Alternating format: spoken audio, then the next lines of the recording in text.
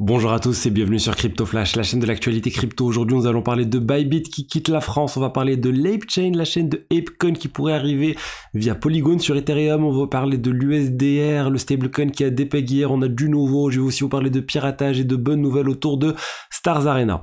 Pour ceux qui ne connaissent pas la chaîne, tous les jours, je vous fais la synthèse des meilleures actualités du jour sur les cryptos. N'hésitez pas à vous abonner, activer la cloche pour ne rien rater.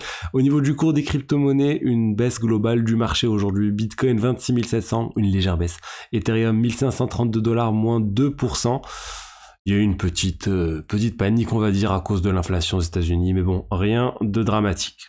Je voulais commencer par Bybit. C'est un exchange majeur qui vient d'annoncer qu'il n'y allait plus y avoir de nouveaux utilisateurs sur le marché français. Concrètement, sur Bybit, il faut faire un KYC, d'ailleurs depuis pas très longtemps, et aucune pièce d'identité française ou de justificatif d'adresse français ne sera acceptée pour les nouveaux utilisateurs. De ma compréhension, ça veut dire que si vous avez déjà un compte Bybit avec un KYC réalisé, ça ne devrait pas poser problème, c'est ce que je comprends.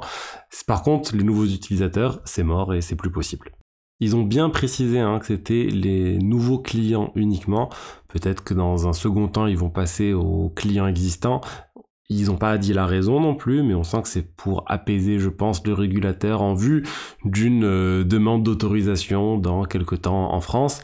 En tout cas, la plupart des exchanges sont en train vraiment de mettre en place un KYC obligatoire. On l'a vu sur Bybit, on l'a vu aussi sur BitGet. Tous les exchanges qui n'ont pas encore ce type de procédure, on rappelle sur Binance, c'était pas le cas aussi il y a très longtemps, mais depuis quelque temps, ils ont mis en place le KYC obligatoire et tous les exchanges sont en train de faire quelque chose de similaire. De toute façon, il n'y a pas le choix, sinon ils vont avoir des problèmes avec leurs partenaires bancaires et un certain nombre d'autres choses avec les régulateurs des divers pays.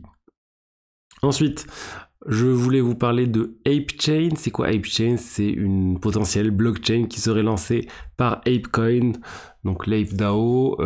Concrètement, c'est le projet de Yuga Labs, vous savez, avec les Bored Ape Yacht Club, etc. Ils possèdent même les CryptoPunks.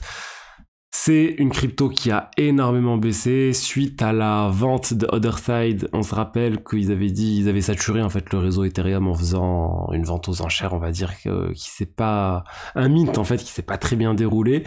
Ils ont dit on pense à lancer notre propre blockchain. Depuis, ils pensent à lancer une solution de niveau 2. Et là, on a Sandeep, le cofondateur de Polygon, qui est allé sur le forum de gouvernance de ApeCoin pour leur dire écoutez, on vous propose de venir sur Ethereum en tant que solution de niveau 2 sur Ethereum via le Polygon CDK, le Chain Development Kit de Polygon.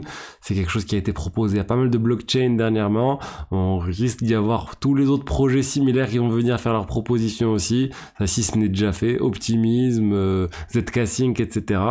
Et ils ont envie, de récupérer ApeCoin plutôt l'ApeChain sur Polygon et du coup sur Ethereum.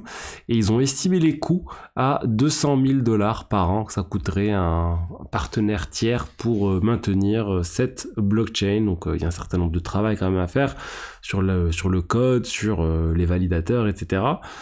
Donc on va voir si ça va être accepté par la communauté. Pour l'instant, il y a pas mal de critiques sur le fait que ça soit trop cher, etc. Bon, on verra. En tout cas, ça serait intéressant de voir l'ApeChain arriver sur Ethereum. Ça serait pour moi logique, vu que le token en question, ApeCoin, il est sur Ethereum.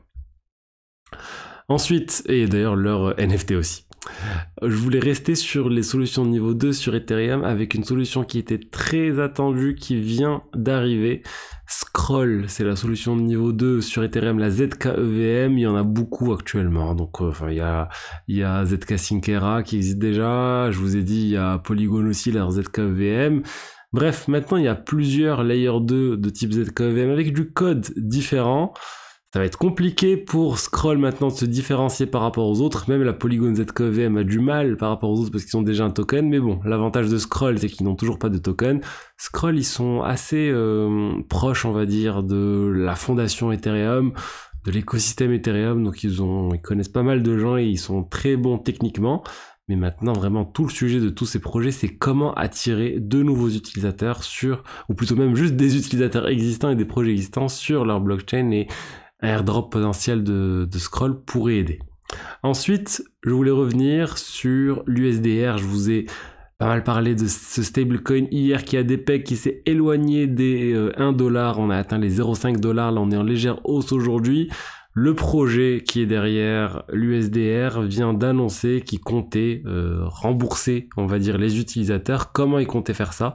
Tout simplement en liquidant leur parc d'actifs immobiliers UK qui est en fait le collatéral derrière ce stablecoin.